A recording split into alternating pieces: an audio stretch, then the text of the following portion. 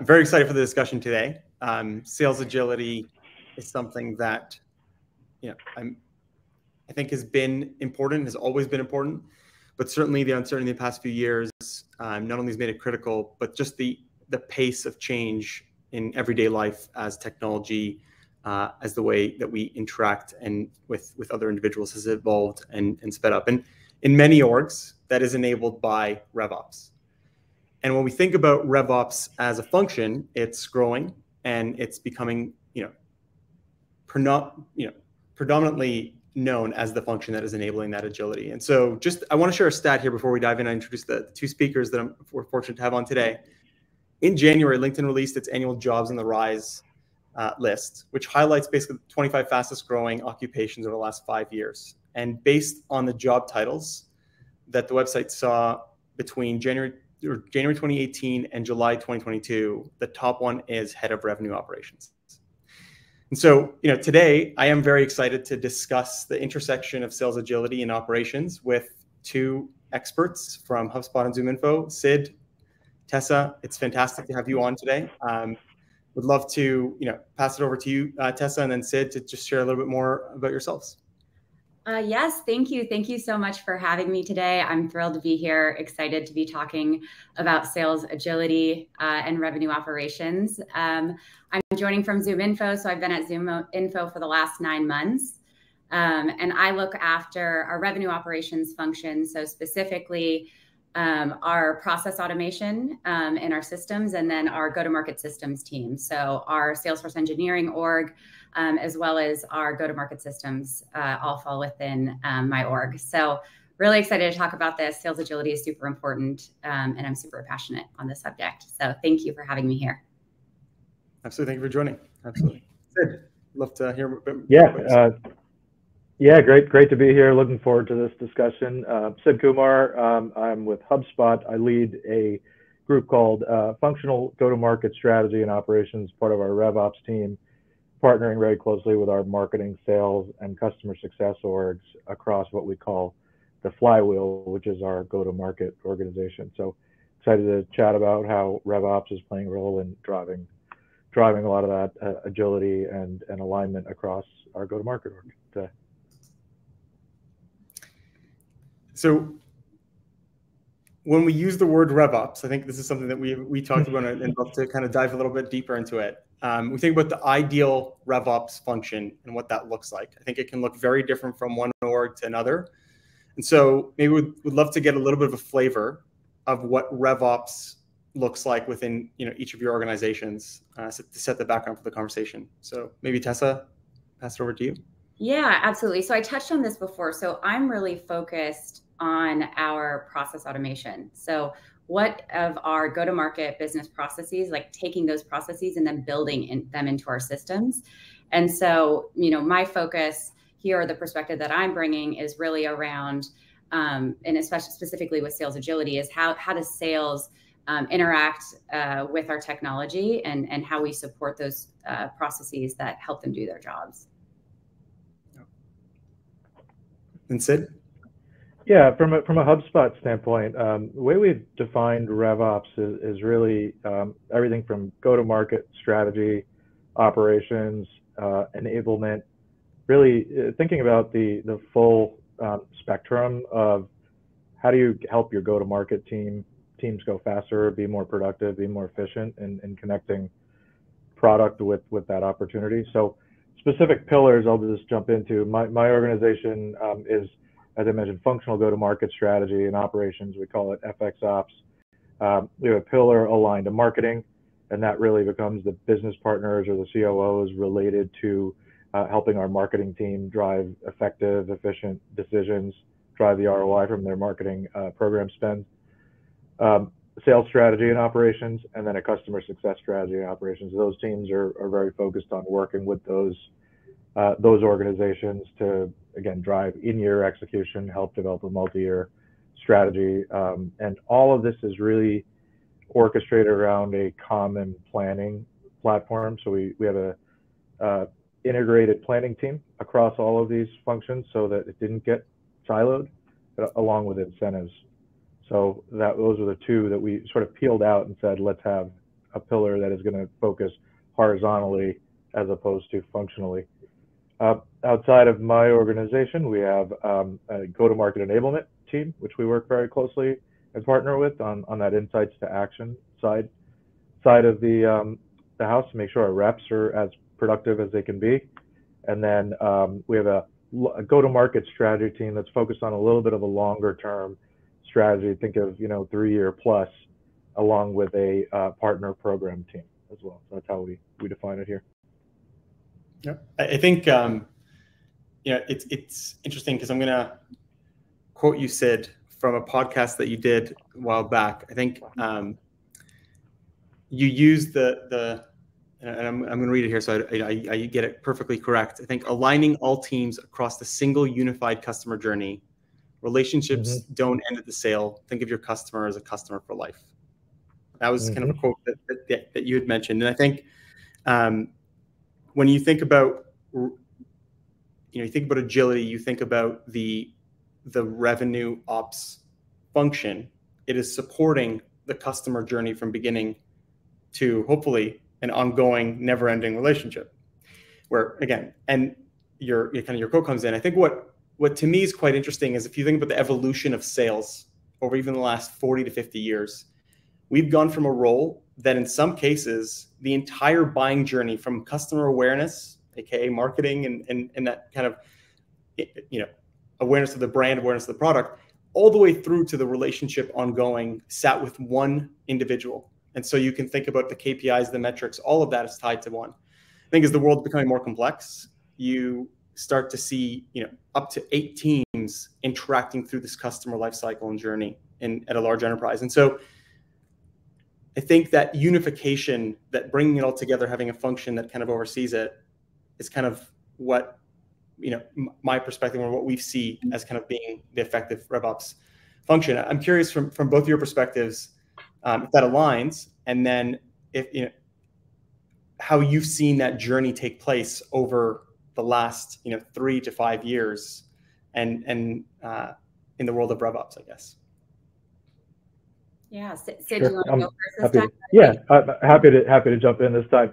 Well, I'm flattered that you listened to another podcast of mine, Nabeil.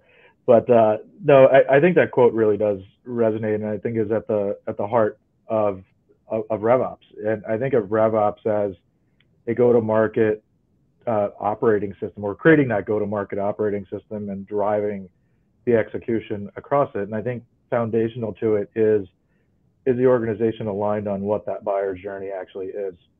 And are you thinking horizontally as opposed to functionally, and balancing those two views? You're always going to have to execute at a functional level, but are you rowing the boat in the same direction and have a clear, defined view of what does success look like at every stage of that customer journey for your existing customers who are continuing on their journey with you, or a prospect that's evaluating HubSpot or another company just for the first time. So that was a big shift. So I think that's, for years we've been talking about marketing and sales coming closer together. And I think if now is not the time, I don't know when is. Like, marketing and sales, it is a team sport around demand generation. And I think the past 18, 24 months have made that even more true, bringing these teams closer together. I think the other side of it is that relationship between sales and customer success, and marketing and customer success, is the area, candidly, I think we need to be spending a lot more time on if we want to drive balanced, efficient growth in service of thinking of that entire life cycle. So I think we have more work to do there, but I think there's much more awareness coming about that if you can really connect these dots across the customer life cycle, your customers are going to be happier, getting more value, and will not only stay but expand their relationship with you. So very much still subscribe to that. I think it's more true than ever. Yeah, no, agreed. And Tessa, I'm curious. Yeah, well, when I think about, just thinking it through a different lens of just how I've seen RevOps as a function kind of shift in terms of what our goals are. And even if you take like the last 3 years, so 2020, this focus on productivity. So it was, going into the pandemic, and it was, how do we make sure that everyone is operating as productive as possible? And it was kind of like, how do we do more with more? And it was like very, very different times. And then I think about where we are today and in 2023 and in this macro environment, I think a lot of times we're being asked from a revenue operations perspective is, how do you do more with less? But actually, I think it's, how do we do less with less and do it more effectively? And so really focusing on how do we operate more effectively, and operate more effectively, we need to not be operating in silos, right? So that cross-functional alignment across not just my RevOps specific organization, but my revenue enablement and our strategy and operations and all of these functions. How are we operating together as effectively as possible? And I think that has changed how we work together, and how critical is that we're working together towards a shared vision and goal. And I definitely feel like that has been a massive shift of how we prioritize and what we're focused on with this how do you do less with less as effectively as possible? Yeah. And so, I mean, kind of combining both your perspectives on, well, I mean, it seems like an aligned perspective here, but all the roles and how it needs to be seamless, right? From marketing to sales, and this kind of evolution that we've been through over this last few years, which has kind of taken us from one pendulum swing to the other. I'm curious, how do you actually go about managing what is the most important? What is that number one and number two focus area that we need to tackle when you have so many competing teams or interests within that entire go-to-market function? And so, yeah, I would love to dive a little bit deeper into that prioritization exercise. And maybe Tessa. Absolutely. No, I can start there. I think, first aligning on, the shared vision. What is the most important things that we want to achieve? What are the shared KPIs, and working backwards from there? I think making sure that across sales and marketing and all the other, go-to-market operational teams, it's what are we trying to achieve, and making sure that we have that shared vision. I often think about, there's like 100 micro decisions that need to be made every day by all of these different teams. And if we're making these decisions and we don't have that end state in mind, whether it's what do we want to look like in 2024, or what do we want to look at like at 2025, or even what we want to accomplish by the end of the year, that we run the risk of prioritizing different things, which means we're going to be, taking a step sideways or backwards instead of, moving in the same direction towards that common goal. Yeah, I think just building on that, I mean, I think it goes back to, do you have a unified view of the customer journey? One thing we spent a lot of time over the past 18 months is just not sure if CCOM, customer-centric operating model. So I think. So I'm not sure if that's, I'm not sure if it's, I thought it was me for a sec, but Sid, you're just cutting out a little bit. Not sure. We're losing you here. But while Sid comes back, I think just a really big role here. Okay, sorry, am I back? It wouldn't be a webinar without someone having connectivity issues. So we're just making you feel comfortable. Okay. All right. Am I back now? We can hear you. We can hear you. Okay. Sorry about that. I don't know what, it always happens at the right time. No, I was just going to say, I think it really does boil down to having an end-to-end view of the customer journey. And I apologize if I'm repeating myself, but we call it a customer-centric operating model, or CCOM.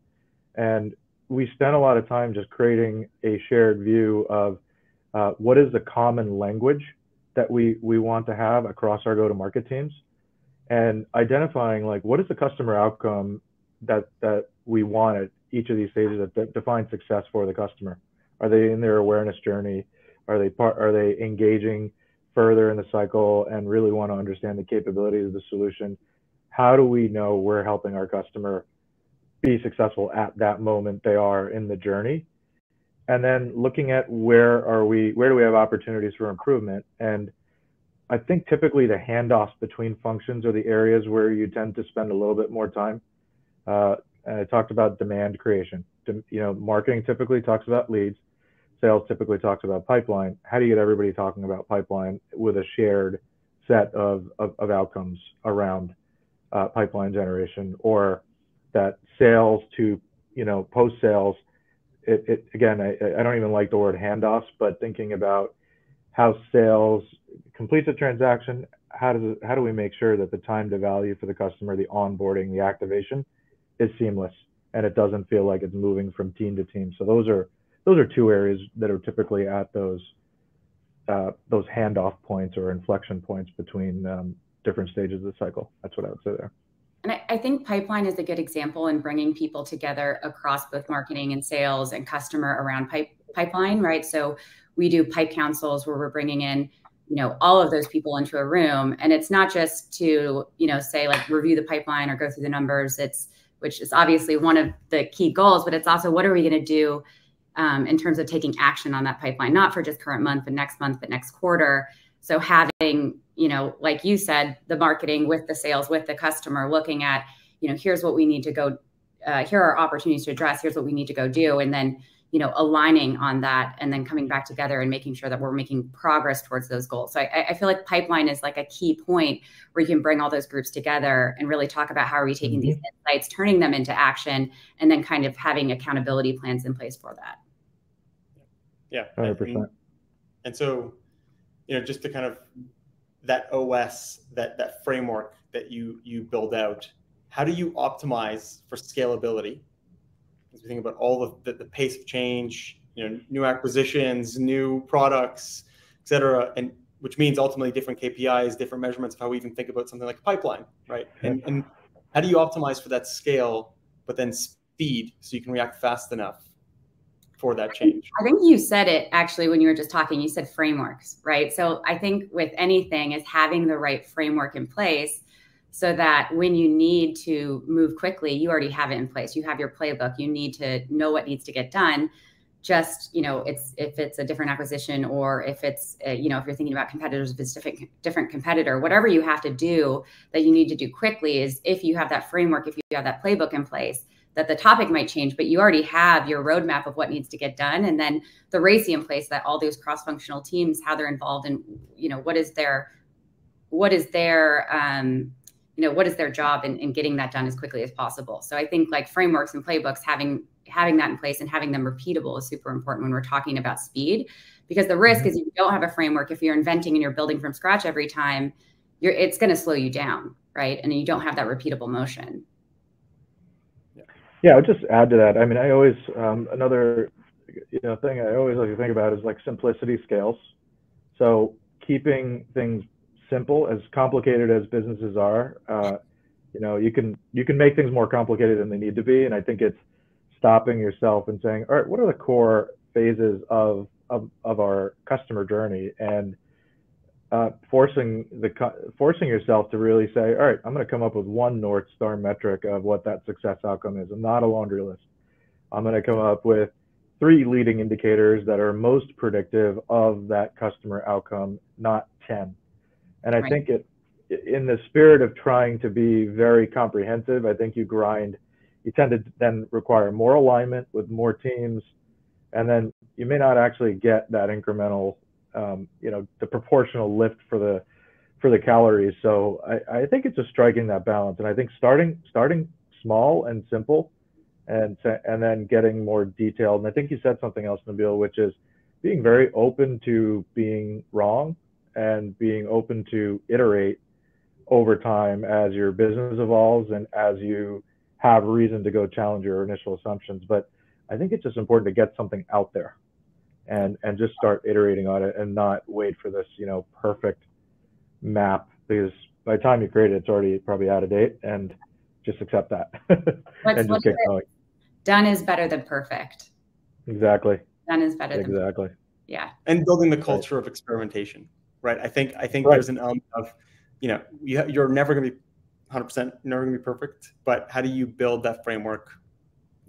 Tessa, your point of like build that framework of agility through test, iterate, and then move on. And so, I think just for the sake of like shifting over to, diving in specifically on sales agility, and I think RevOps being a critical partner to the sales organization.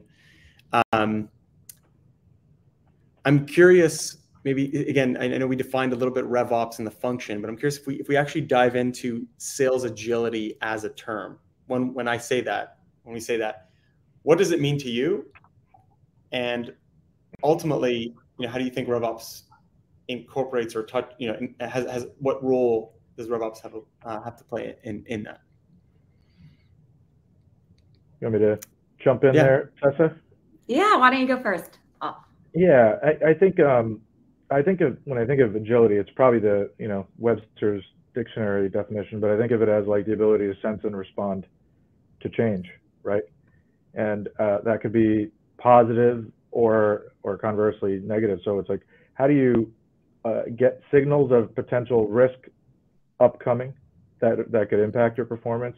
Conversely, what are the signals you're going to go look at to capitalize on certain favorable changes, whether they be macro, whether they be broader market that you're operating in? And I think it's having the ability to leverage data, leverage insights, along with qualitative inputs from your field teams and others around making changes when you have sufficient conviction, as opposed to waiting till the next planning period or just having arbitrary times where you're going to go move your business. And I think it matters more if you're a business that's running on a monthly MRR cadence or even quarterly, if it's more focused on larger enterprises, having the conviction to not wait if you have enough data points and evidence that you should be changing. And in a prior role that I had at AWS, I remember thinking about that too. It's like in the middle of a year, yes, it could be disruptive to go do territory changes or go create different clusters of account groups, but is it better to do that 6 to 9 months before the following year so you have time to really hit the accelerator going into the following year? Maybe that's a trade-off worth that potential disruption. Or typically you're doing planning around this time the prior year, and as we've seen, every month is a bit different than the prior month. So middle of next year, you got to go look at and say, do my assumptions still hold, and am I willing to stay with those assumptions, or do I need to make any pivots? And one thing we've done is sort of shifted to this mindset of always planning as opposed to an annual plan. Yeah. And what that is we've gotten very prescriptive about this core set of leading indicators for sales and other functions too, but with sales. So we're going to go look at these core leading indicators intra-month, like, really maniacally, week on week, et cetera. And we're going to go look for signals in changes in the macro or changes in customer behavior, and use that as a litmus test of helping us understand, do we need to revisit any assumptions, or do we stay the course? Or conversely, as I said, double down on areas that are presenting new information. So that's how I think about it. Yeah. No, I think building on that, which I completely agree. But when I hear sales agility, the first thing I think about is that the adaptability, so the ability to change. And I think sometimes sales agility can be massive changes to your go-to-market focus areas, your go-to-market motion, or it can be micro changes that you're making. But it's just the ability to really adapt and to evolve and to change. And I think to your point, Sid, you said it, it's looking at those leading indicators and taking that data, and whether it's, the quantitative data of, what it's telling you and where you need to shift your focus, potentially even, verticalization or focusing on different industries, or it's qualitative, the feedback that you're getting, not just from your sellers, but from your customers as well. And then making those those shifts to address those as quickly as possible. And I like what you said about this idea of always being planning. And it's not just, we go through a planning cycle once a year. It's constantly looking at those leading indicators, looking at that data, and then understanding where do we need to adapt and to shift as quickly as possible for our customers and the market. Mm-hmm. Yeah, I mean, I agreed on the on all those points. I think there's a kind of interesting intersection of you have the data as a leading indicator, and then thinking about the customer journey as that North Star that we're aligning for is an interesting point. Like it's the always planning mindset is, okay, we're planning towards optimizing certain KPI or metrics we talked about earlier. But I think like this is something that I see all the time. We think about fiscal years and we think about it, and this is our fiscal year, this is our quarter.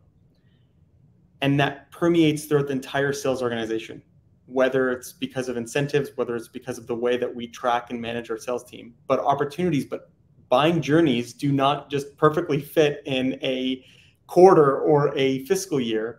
And so, you think about kind of what you're optimizing for. If you wait for those lagging indicators and you're not tracking what is the most important to us serving our customers, I think this is kind of an interesting point. Yeah, it'd be interesting to get your perspective on kind of like using that as a leading indicator to drive agility. Yeah, I mean, instead of, obviously, I think you made the comment earlier. So I'd love to respect. Yeah, can you just maybe clarify that? Double click on the use of leading indicators to drive. Yeah, so like when you think about like driving, like having that leading indicator that's going to enable, as Tessa mentioned, like having leading indicators to kind of push us to figure out when that change occurs. Yeah. Depending on what that leading, it's aligning that leading indicator to the overall business objective, which, thinking about the customer journey and how you pick a leading indicator that aligns with that to kind of enable the sales agility that we're talking about. Yeah, it's a good question. I think you don't want to be premature about, making change for the sake of making change. I think what's important is, I think we often, to your point, get very focused on attainment relative to an annual plan, or you focus on year over year or month over month, like period over period, right? As a measure of performance. Those are measures, and certainly won't take anything away from that. But what I think is really important is that you take a look at trending on metrics and over an extended period of time. So, and sort of look at, we're past 18 months have had a certain macro situation. Part of that was, tailwinds and remnants of the pandemic. So you might need to look even before that to say, what does my business look like in a steady state where macro is stable, where we don't have a global pandemic, and how does it behave? How do these leading indicators behave? Now, that said, 3 or 4 years is a long time, and I'm sure your businesses have evolved and there are strategic shifts that you've made outside of that. So there are some caveats here. But I think really looking at those behavioral leading indicators at the aggregate level over a period of time, and looking for inflection points there. Nabeil, did you hear me? Or? I heard you. It just came through. Yeah, it just came through. So it looks like now it's my turn. I'm sorry. Yeah, no, I do like that framework of. I mean, yes, 3 years ago, hard to kind of, but you can kind of uncover those little nuggets. I'm curious. As we think about doing all this sales agility, again, it's for the purpose of supporting, the sales organization, the go-to-market engine, and it's to be successful. When you think about change, you have to have the partnership and the buy-in from the sales organization. And you touched on a few really important things, Tessa, where it's like you don't want it's.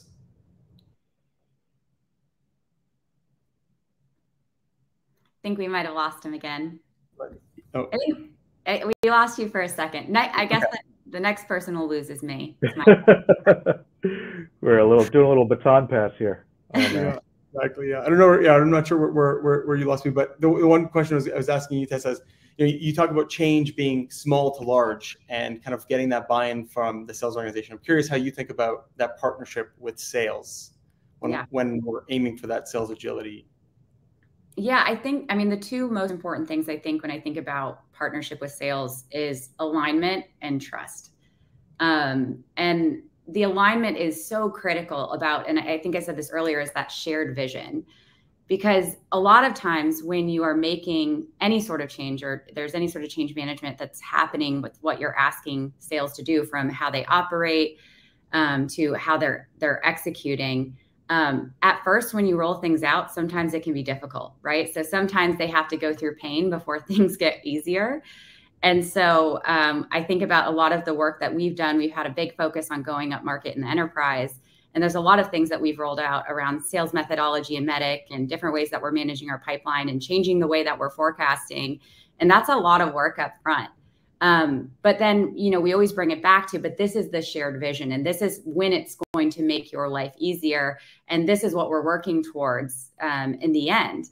And so it's so important you have that alignment. So, the water cooler talk is, oh, they're just making us do this thing for the CFO or, whatever that is. But really it's, no, we're doing this to make you as effective and as efficient as possible. This is actually for you. And so having that alignment and that end state, vision together really builds trust when you're going through change and you're asking them to put more effort, in at first. So I just think, with my CRO, it's alignment and trust, and that's kind of the foundation. Alignment, trust, and communication really is the foundation of our relationship, and is critical when we think about sales agility and partnering with sales. Yeah, I just big plus one to what Tessa said. I think that communication, that alignment, but I think the other point I'd make is building on that is co-creation.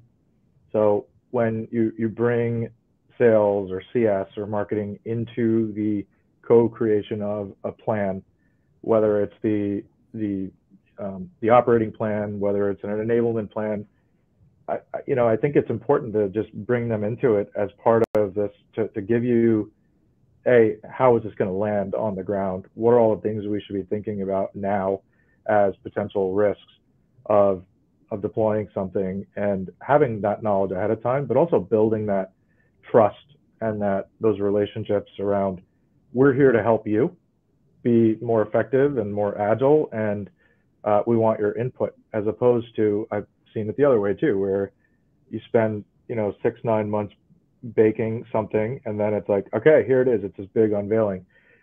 And you never want that. I think you never want the big unveiling, because you then lose another 6 months trying to explain how you got there, and then finding out all the things you should have thought about before you unveiled it. So talk about agility. I think it's a key element of agility is that co-creation, alignment, and bringing them in to be part of the ride. Yeah, I mean, agreed on all fronts. I think, Tessa, you're like the point of, trust is so critical, and to build the strategic narrative to the rest of the organization, I think if you don't have that trust, it's very difficult to get that buy-in.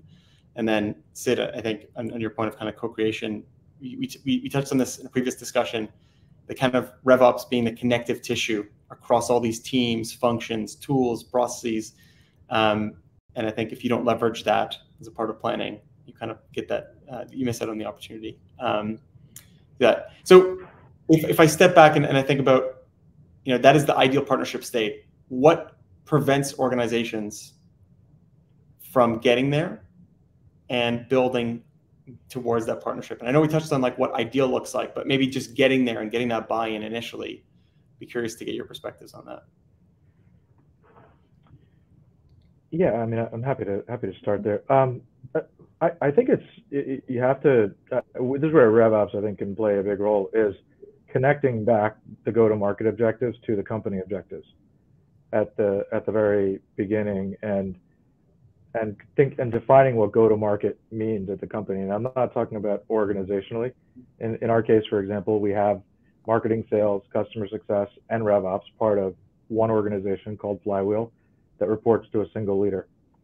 That makes certain things easier when we want to go, top down and drive some consistency and standardization. But even outside that, I think RevOps can play a role in saying, if the company has this set of objectives that it's trying to achieve over the next year, 2, 3, what does that imply for the role that each of these different functions need to play as part of that integrated plan?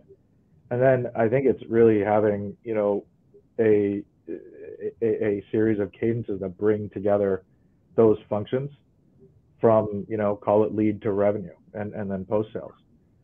So organization's a piece of it, but I think it's really working backwards, saying, do we believe that we have to go hit these numbers? That is a unifying set of metrics we're all measured on from a success standpoint. What is the connected role of each of these, and then creating that forum for collaboration and alignment. That's where RevOps, I think, can really play a role in cutting horizontally. Yeah. I mean, yeah, you said something earlier, right? The kind of simplification. And I think if you can get something that's simple and simplify the essence of it, it's much easier to get that buy-in and early on. So it kind of goes back to that. Yeah. Tessa, I'm curious, you know, your perspective. I think Sid was right on. I think it's around the shared KPIs of what we're trying to achieve, and then that cross-functional operating cadence about how we're all working together to achieve that. So it's the, you know, the shared prioritization process, making sure that you have that integrated plan of this is our corporate objectives of what we're going to do for the year. That's how it boils down to the go-to-market objectives. And then here is our integrated plan of how we're going to achieve that. And then consistent cadences that you're coming together and talking about that go-to-market prioritization to make sure that you're focused on the right things and that the capacity of the teams are going towards the right things that are ultimately going to get us to hit those corporate objectives.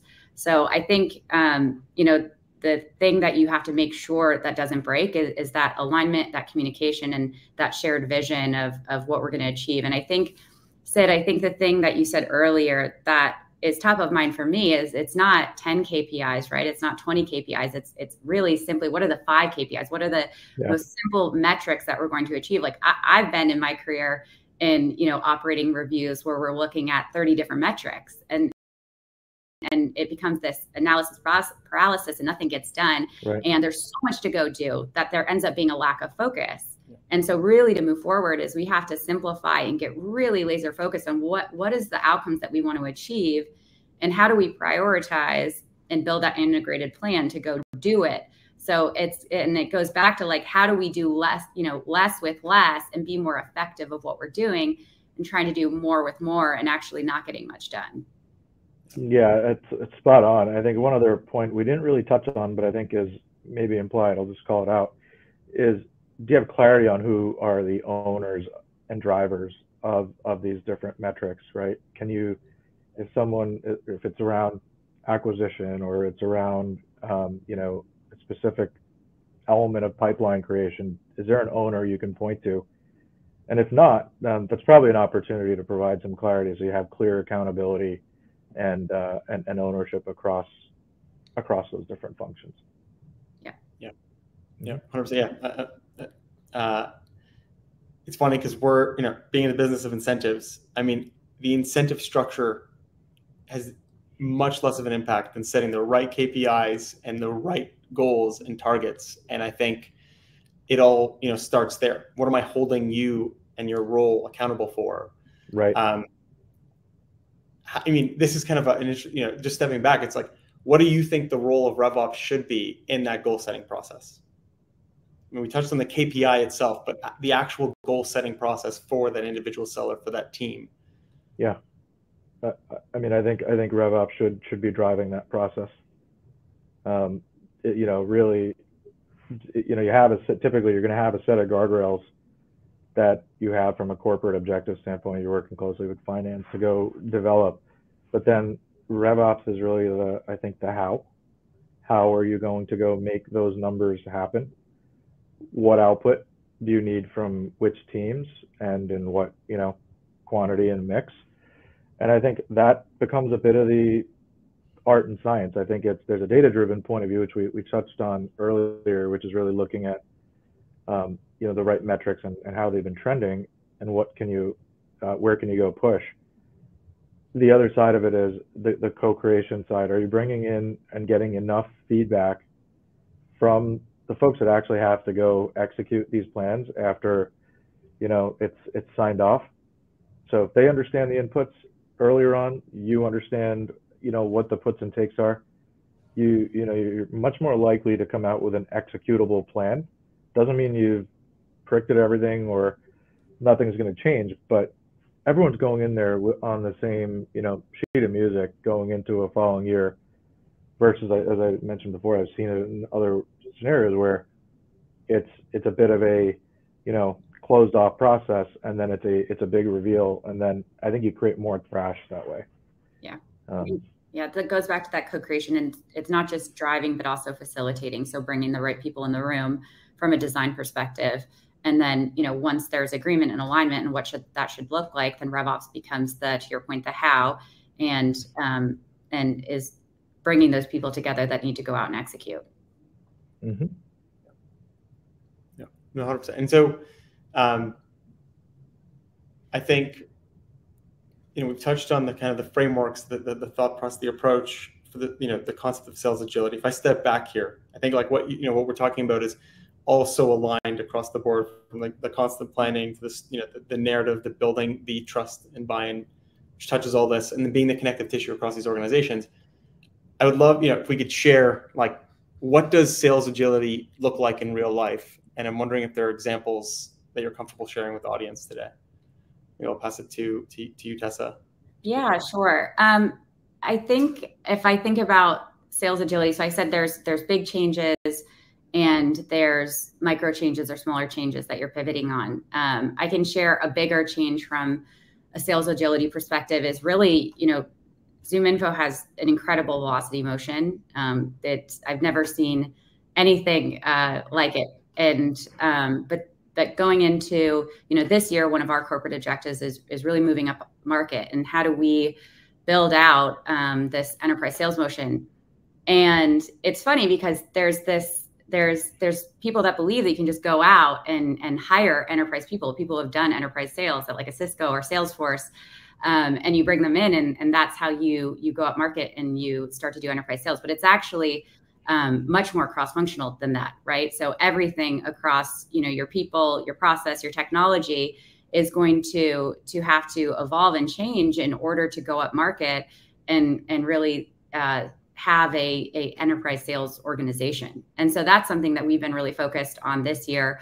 Everything from from an enterprise perspective, how we have sales methodology built out into our CRM, how we are managing and inspecting and driving our pipeline, how we are, shifting how we forecast. That all changes when you're thinking up market and focused on the enterprise. And so that was the massive transformation that we are driving, and we had to do that very quickly. And that requires, every single pillar of the revenue operations organization to come together with that common and shared goal to quickly move that forward. And so I think that's an example of something that we've been focused on. I've been very focused on this year. Obviously, an enterprise motion, specifically with process automation and our systems, requires a lot of effort as well.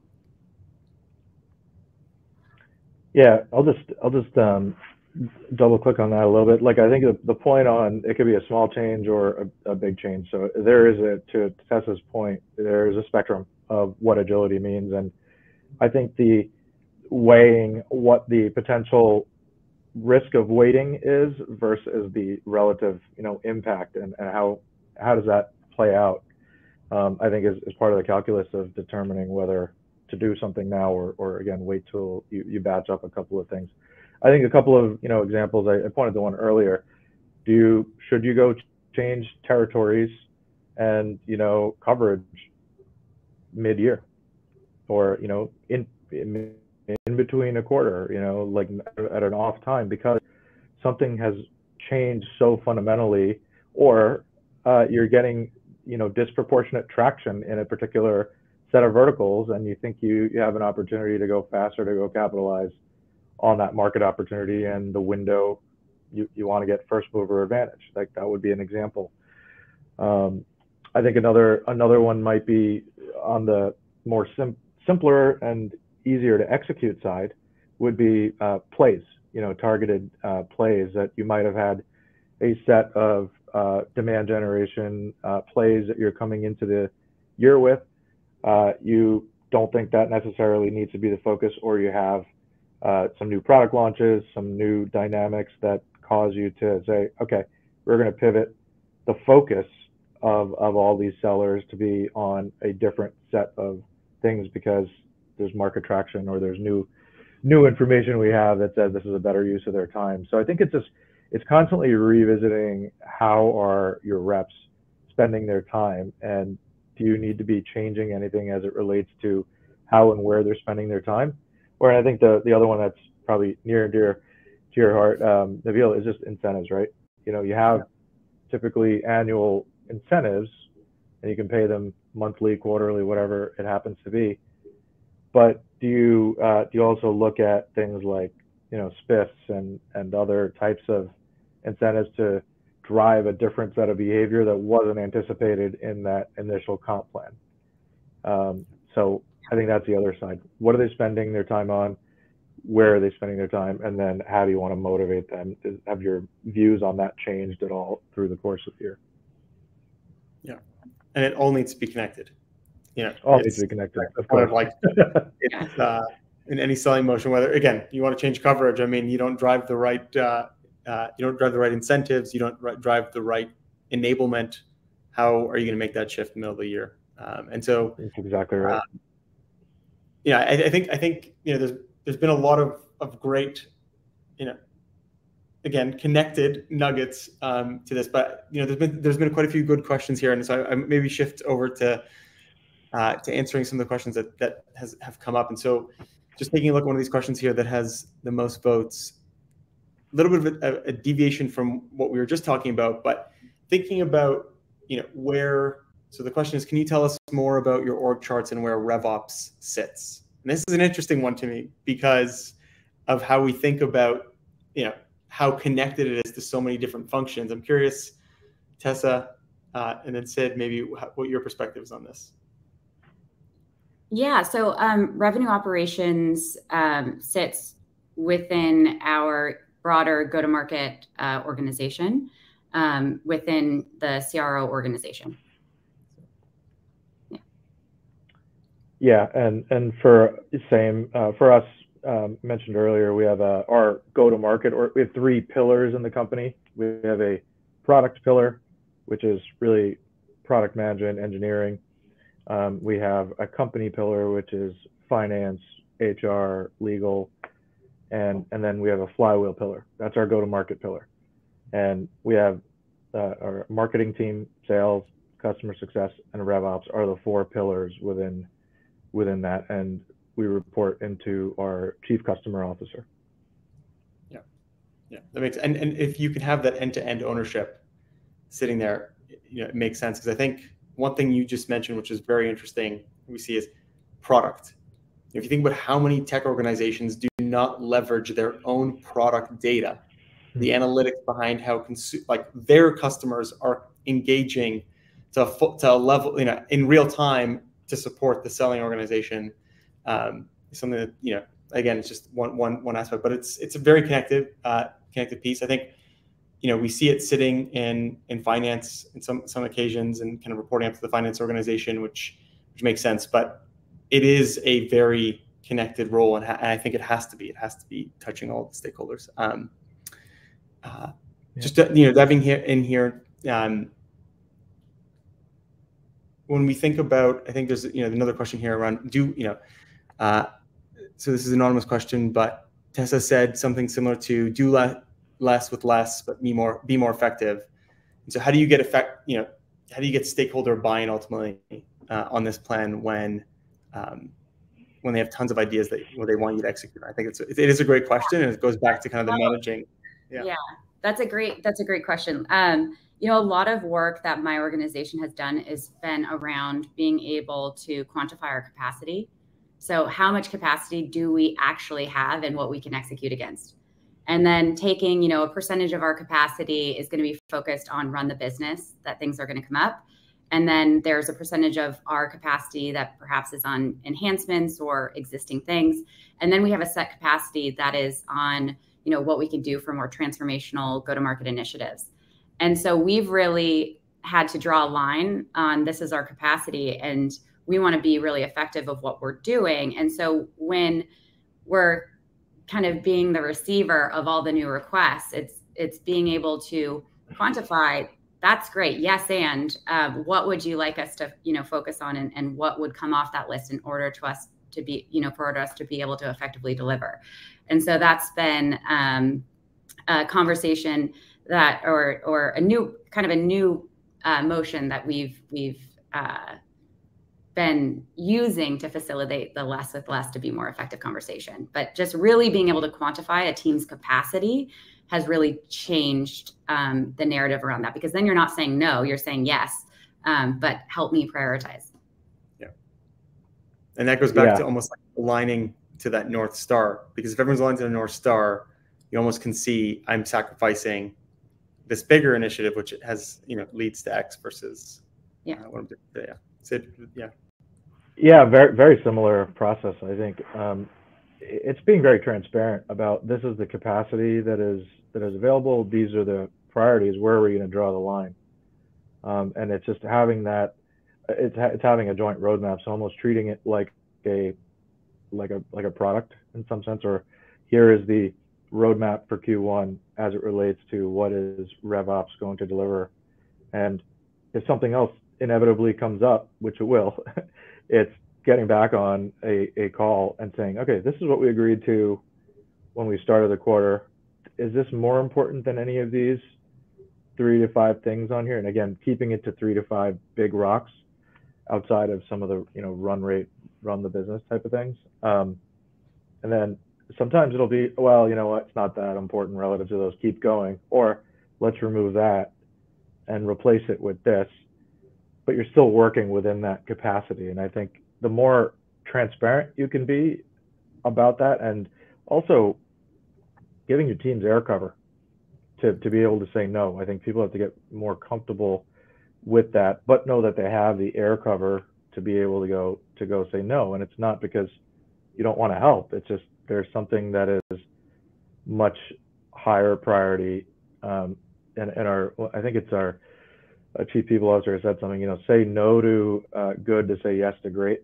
So we're in that world of you need to keep prioritizing and staying focused. So, and everyone's in the same boat. Right. It's not like your RevOps is on its own. Yeah, no, 100%. And so just to dovetail on that, there's another question that kind of goes along the lines here with regards to working more effectively. How do you go on finding synergies within large, complex enterprises? And I think, again, that's kind of the scale and the size of organizations like HubSpot, like ZoomInfo, thinking about all the different products, teams, initiatives. Yeah, it is difficult. So I'm curious.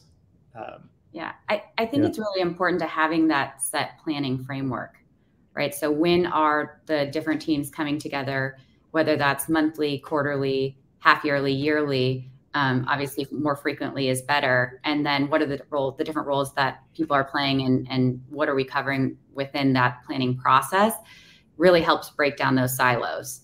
And then really truly building out that integrated plan helps to make sure that, we're all working towards those common goals. But I think it can't just be bi-weekly alignments between certain teams or ad hoc one-on-ones. Like, it really has to be a framework of how we integrated plan and come together that's established with set roles. Yep. So I know we're almost at time here, and I think I very much enjoyed the discussion. I want to thank you again, Sid and Tessa, for joining. I think this is a topic that's near and dear to my heart. Salesforce effectiveness is kind of something that I've seen how important, how impactful it can be to bring that agility to large organizations. And so maybe just kind of to wrap up here in the last few minutes, what would you say would be like a bite-sized nugget, some quick wins that people listening can take away? I mean, you've dropped so many, but maybe just kind of anything that we haven't covered that you'd like to share. I would say, I don't know if it's a quick win. But if you haven't already, setting up a framework for feedback, both for sales, I think making sure that you have a constant framework of feedback. I think we do that really well at ZoomInfo. My CEO does it probably better than I've ever seen. He's always talking to sellers, but just making sure you have a framework for feedback with your sales teams to understand, what is keeping them from being effective or is not allowing them to work as efficiently as possible is critical. And then that framework with your customers as well. So customer feedback obviously being key. So if you don't have a reoccurring framework for feedback, that is number one thing that I'd recommend. Love it.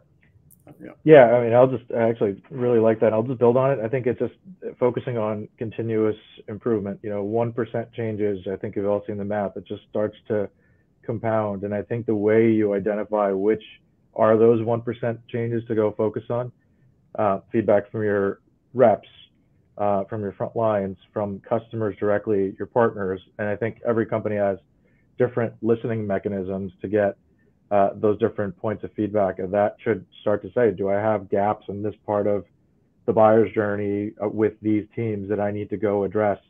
And then you monitor and look for improvements in that over time, see if the impact you're making is actually resonating. Yeah, no, 100%. I just want to, again, take the time. Thank you again for Sid, Tessa, for joining and the great dialogue and conversation. I want to thank everyone that joined, and please don't hesitate to reach out. We posted Sid, Tessa, and our LinkedIn. Please reach out, follow us, and kind of incorporate. Love to continue the conversation going. Thank you again. Hope everyone has a great day. Thank you. Thanks all.